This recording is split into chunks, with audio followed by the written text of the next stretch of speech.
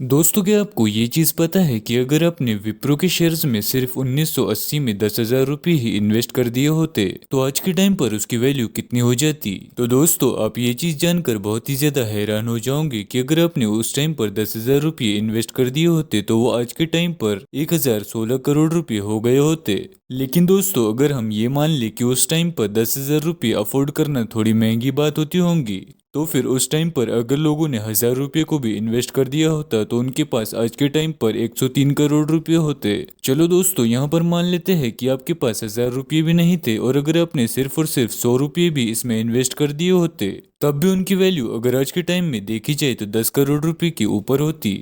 और दोस्तों, ये अगर देखा जाए तो सिर्फ और सिर्फ 38% के रिटर्न्स का कमाल है। लेकिन दोस्तों, यहाँ पर ये जो रिटर्न्स हमें दिखाई दे रहे हैं ये कंपाउंडेड है, इसीलिए हमें ये एक्स्ट्रा ऑर्डिनरी रिटर्न्स दिखाई दे रहे हैं। और यहाँ पर हमें एल्बर्ट आइंस्टाइन की बात बिल्कुल ही सच होती हुई दिखाई दे रही है। उन्होंने ये कहा था कि कंपाउंडिंग दुनिया का 8वां अजूबा है।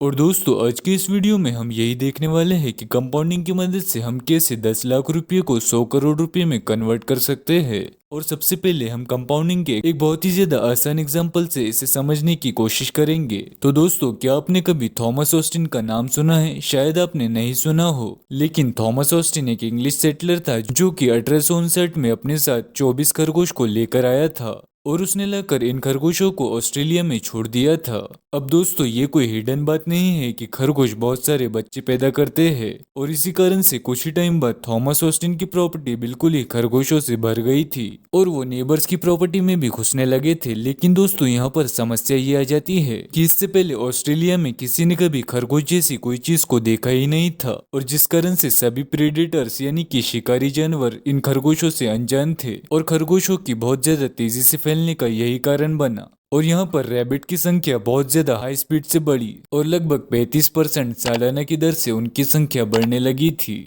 वैसे दोस्तों, अगर देखा जाए तो 24 खरगोश 35% के रेट पर ईयर से बढ़ना देखने में कोई बात नहीं लग रही है, लेकिन आने वाले टाइम के साथ ये नंबर बहुत ही ज्यादा आश्चर्य तरीके से बढ़ने लगा। और अगर देखा जाए तो 5 साल पहले यहाँ पर सिर्फ और सिर्फ 108 खरगोश थे, जो कि कोई बड़ी बात नहीं थी। लेकिन उसके 20 साल बाद खरगोशों की संख्या 9,700 हो गई और उसके 35 साल बाद खरगोशों की संख्या 9 लाख हो गई थी और इसके बाद उनकी संख्या बहुत ही ज्यादा एक्स्ट्राऑर्डिनरी तरीके से बढ़ने लगी थी। जबकि 45 साल के बाद उन खरगोशों की संख्या 1859 में 17.5 मिलियंस के भी ऊपर पहुंच चुकी थी।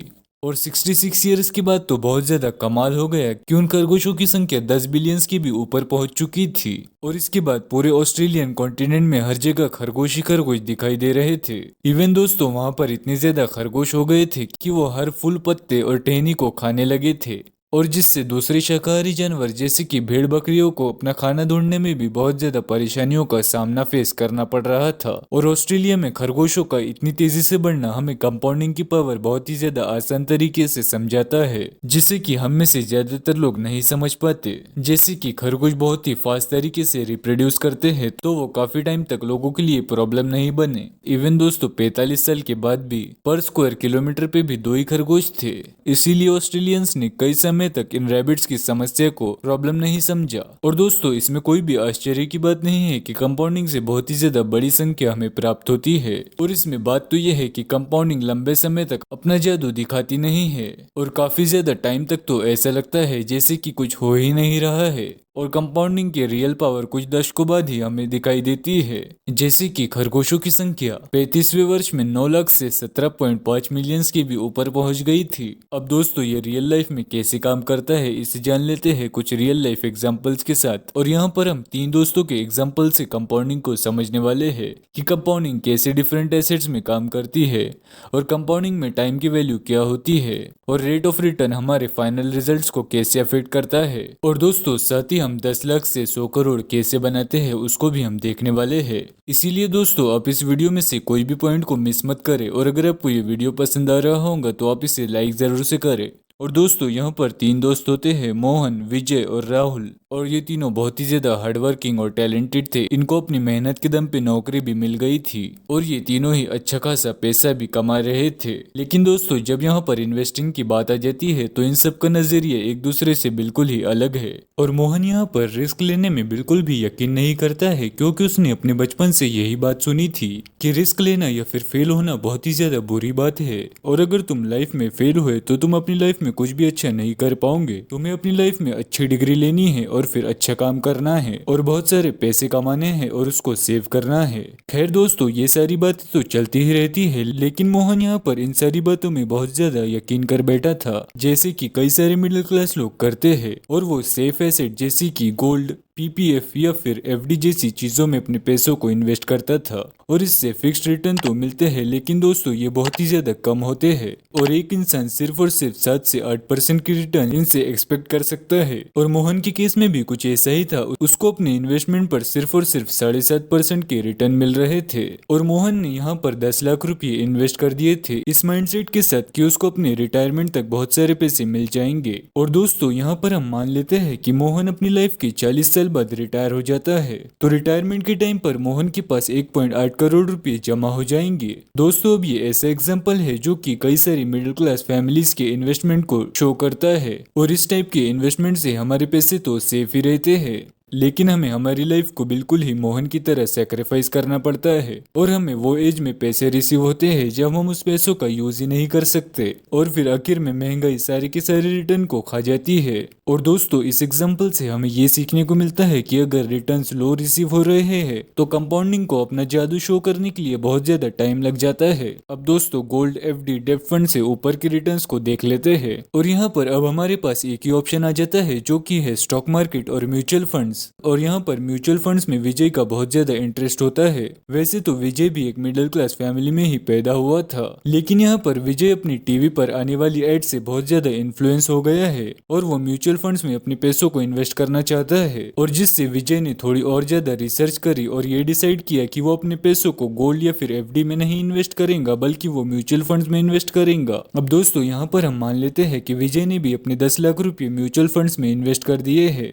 और उसको म्यूचुअल फंड से 15% के कंपाउंडेड एनुअल रिटर्न्स मिलेंगे, जो कि आमतौर पर हमें म्यूचुअल फंड्स के रिटर्न मिलते हैं। और विजय इतने पैसे कमा लेगा जितने कि मोहन ने अपनी 40 साल में कमाए थे और उतने पैसे विजय सिर्फ और सिर्फ 20 साल में ही कमा लेगा। और दोस्तों अगर देखा जाए तो म्यूचुअल फंड्स इन्वेस्टमेंट कोई ज्यादा बड़ी और रिस्की इन्वेस्टमेंट नहीं है। हाँ दोस्तों अगर हम इसे शॉर्ट टर्म में देखें तो हमारे रिटर्न्स नेगेटिव में भी जा सकते हैं, लेकिन अगर हम इसे लॉन्ग टर्म के लिए देखें तो हमारे रिटर्न्स हमेशा पॉजिटिव ही रहेंगे। अब दोस्तों अगर यहाँ पर किसी के पास शॉर्ट टर्म फ्लक्चुएशन को हैंडल करने की क्षमता है तो वो बिल्कुल ही इक्विटी इन्वेस्टमेंट की तरफ जा सकता है। बिल्कुल ही विजय की तरह उससे थोड़ा सा भी डर नहीं था शॉर्ट टर्म फ्लक्चुएशन का, जिससे कि वो बिल्कुल ही मोहन के इतने पैसे इन्वेस्टमेंट करने के बाद मोहन के आधे साल में उतने पैसे कमा लिए जितने कि मोहन ने विजय के डबल साल में कमाए थे। और इसकी कैलकुलेशन आप यहाँ पर देख सकते हो। अब दोस्तों हम यहाँ पर मान लेते हैं कि विजय अपने 20 साल में नहीं बिल्कुल ही मोहन की तरह 40 साल के बाद अपने पैसे को निकालता है, तो उसकी फाइनल इन्वेस्टमेंट वैल्यू यहाँ पर बन जाएंगी 26.79 करोड़ रुपए। यानी कि दोस्तों यहाँ पर ये वैल्यू बिल्कुल ही 15 गुना ज्यादा है मोहन से। और दोस्तों यहाँ पर देखने वाली बात ये आ जाती है कि मोहन और विजय का इन्वेस्टमेंट अमाउंट बिल्कुल ही सेम था, लेकिन उनके रिटर्न्स में बहुत ज्यादा फर्क है और उनका टाइम भी बिल्कुल सेम था जो कि है 40 साल का। और विजय की रिटर्न सिर्फ 2 गुना ज्यादा है मोहन से, और जो कि विजय की फाइनल इन्वेस्टमेंट में डिफरेंस आया है वो बहुत ही ज्यादा है जो कि है 15 गुना ज्यादा। और यहाँ पर सिर्फ विजय के एक डिसीजन की वजह से इतने ज्यादा डिफरेंस उसे देखने को मिला। और दोस्तों यही है कंपाउंडिंग के रियल पावर, जिसे कि मोहन ने समझा नहीं और वो उसे पे कर रहा है, और जो कि विजय ने आसानी से समझ लिया तो वो अच्छे खासे पैसे अर्न कर रहा है। और दोस्तों यहाँ पर ही वीडियो का कंक्लूजन निकालने से पहले आप राहुल की भी स्टोरी को जरूर से सुने, और इस एग्जाम्पल में आप ये सीख जाओगे कि आप 10 लाख से 100 करोड़ रुपए कैसे बना सकते हो। राहुल यहाँ पर स्टॉक मार्केट के बारे में थोड़ी बहुत रिसर्च करा करता था और उसे थोड़ा बहुत नॉलेज था, और ऐसा भी नहीं है कि वो स्टॉक मार्केट का बिल्कुल ही मास्टर था।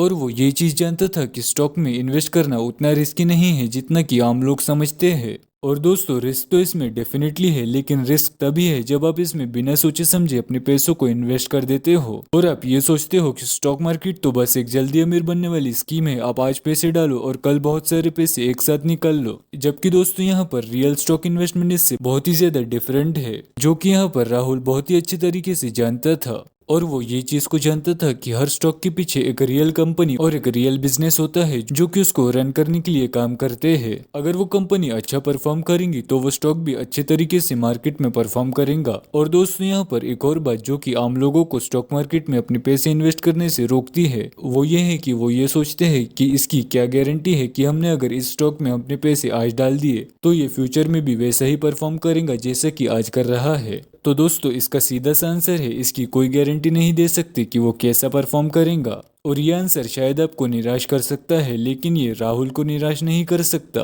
क्योंकि यहाँ पर राहुल को प्रोबेबिलिटी का फॉर्मूला पता है। और यहाँ पर एक शेयर के रिटर्न देने की प्रोबेबिलिटी अगर देखी जाए तो कम हो सकती है, लेकिन अगर आप 10-12 अलग अलग स्टॉक में अपने पैसों को इन्वेस्ट करते हो तो इसकी प्रोबेबिलिटी काफी ज्यादा बढ़ जाती है। और दोस्तों ऐसा भी नहीं हो सकता कि आपने 10-12 स्टॉक को बहुत ही ज्यादा अच्छी तरीके से एनालिसिस किया है और वो अपने बिजनेस में भी अच्छा परफॉर्म कर रहे हैं लेकिन वो डूब गए। दोस्तों ऐसा होने की बहुत ही ज्यादा कम चांसेस होते हैं और इसीलिए उसने अपने पैसों को शेयर्स में इन्वेस्ट करने का डिसाइड किया। और दोस्तों यहाँ पर मैं बाकी दोनों दोस्तों की तरह राहुल का भी इन्वेस्टमेंट अमाउंट को 10 लाख रुपए मान रहा हूँ और उसने यहाँ पर 10 अलग अलग स्टॉक्स की रिसर्च किया होगा और उसमें अपने पैसों को इन्वेस्ट किया होगा 1 लाख रुपए ईच शेयर में। और दोस्तों मैं यहाँ पर यह अज्यूम कर रहा हूँ कि यहाँ पर राहुल को 20 ईयर्स के लिए अपने शेयर्स में 25% के रिटर्न मिले होंगे। और दोस्तों अगर देखा जाए तो अगर आपने बहुत ज्यादा अच्छी रिसर्च करी है तो आप ऐसे स्टॉक्स को बहुत ही ज्यादा आसानी से फाइंड आउट कर सकते हो और अच्छी कंपनी के स्टॉक्स हमें इससे भी ज्यादा परसेंट के रिटर्न दे सकते हैं। और दोस्तों अगर यहाँ पर राहुल का पोर्टफोलियो 25% के रेट से ग्रो करेगा तो 20 ईयर्स के बाद उसकी इन्वेस्टमेंट वैल्यू कुछ इस तरीके की होंगी, जो कि है 8.67 करोड़, जो कि दोस्तों अगर देखा जाए तो बहुत ज्यादा नहीं है। लेकिन यहाँ पर अगर हम कंपाउंडिंग का मैजिक देखें जहाँ पर कि 25% रिटर्न का कमाल क्या होता है आप यहाँ पर देखोगे, जिसे कि मैं 11 साल और आगे ले जा रहा हूँ तो यानी मैं इसका इन्वेस्टमेंट पीरियड 31 साल का कर रहा हूँ तो यहाँ पर हमारी टोटल वैल्यू आ जाती है जो कि है 100 करोड़ रुपये। और यहाँ पर मोहन और विजय की तरह मैं इसको लेकर भी नहीं जा रहा, यहाँ पर सिर्फ उसको 31 साल में 100 करोड़ के भी ऊपर के रिटर्न्स मिल गए हैं। और दोस्तों यही वो फैक्टर है जो कि स्टॉक इन्वेस्टमेंट को बहुत ज्यादा पावरफुल और अच्छा बनाता है और अगर आप इसमें सही से रिसर्च करें तो आप इसे बहुत ही ज्यादा आसानी से कर सकते हो। और दोस्तों इस बात को भी ध्यान रखो कि सबकी रिस्क लेने की कैपेसिटी अलग अलग होती है और किसी भी स्टॉक को एनालाइज करने के पहले खुद को एनालाइज करो और देखो कि आपको कौन कौन सी चीज में ज्यादा रिसर्च करने की जरूरत है, कि आप में क्या खूबियां और क्या कमी है, और फिर आप उसी के बेसिस पर अपने इन्वेस्टमेंट डिसीजन लो। और दोस्तों इस वीडियो में बताया गया कोई भी शेयर आपके लिए इन्वेस्टमेंट टिप नहीं है और आप अपने पैसों को इन्वेस्ट करने से पहले अपनी खुद की रिसर्च जरूर से करें। अगर दोस्तों आपको इस वीडियो से थोड़ी सी भी वैल्यूएबल इन्फॉर्मेशन मिली होंगी तो आप इस वीडियो को जरूर से लाइक कर सकते हो और हमारी चैनल को भी जरूर से सब्सक्राइब करें। और आपको ये वीडियो कैसा लगा आप हमें नीचे कमेंट करके जरूर से बताएं और दोस्तों ये वीडियो आपके दोस्तों के साथ भी जरूर से शेयर करें।